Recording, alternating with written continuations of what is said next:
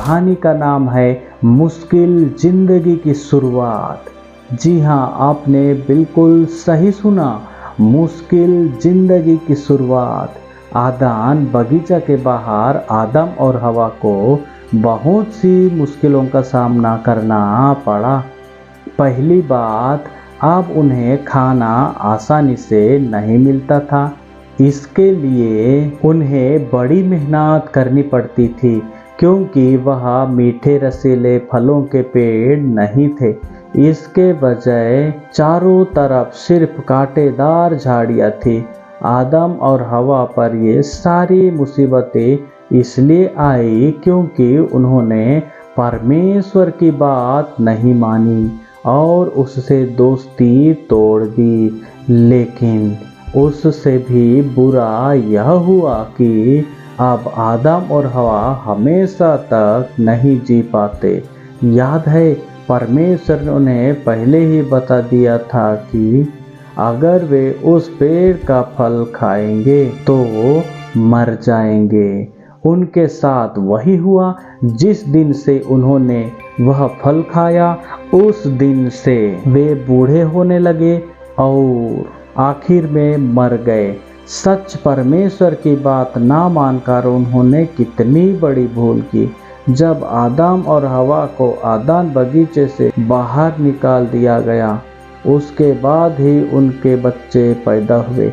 इसका मतलब यह हुआ कि अब उनके बच्चों को भी बूढ़ा होना और मरना पड़ेगा। काश आदम और हवा ने यहोवा का कहा माना होता, तब वे और उनके बच्चे सुख से रहते। इतना ही नहीं, वे सब आज भी जिंदा होते और हमेशा तक खुशी खुशी जीते। फिर ना तो कोई बीमारी होता, ना बूढ़ा, यहाँ तक कि कोई मरता भी नहीं। परमेश्वर चाहता है कि सब लोग खुशी से रहे। वह वादा करता है कि एक दिन ऐसा जरूर होगा।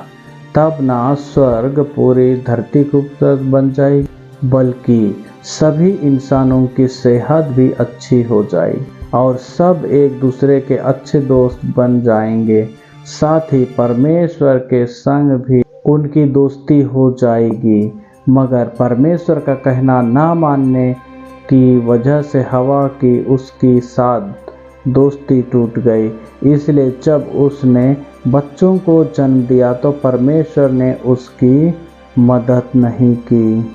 इस वजह से उसे बहुत दर्द हुआ। देखा क्या हुआ, परमेश्वर की बात ना मानने से आदम और हवा के कई बेटे और बेटियां हुई। उन्होंने अपने पहले बेटे का नाम कैन रखा और दूसरे का हाबिल।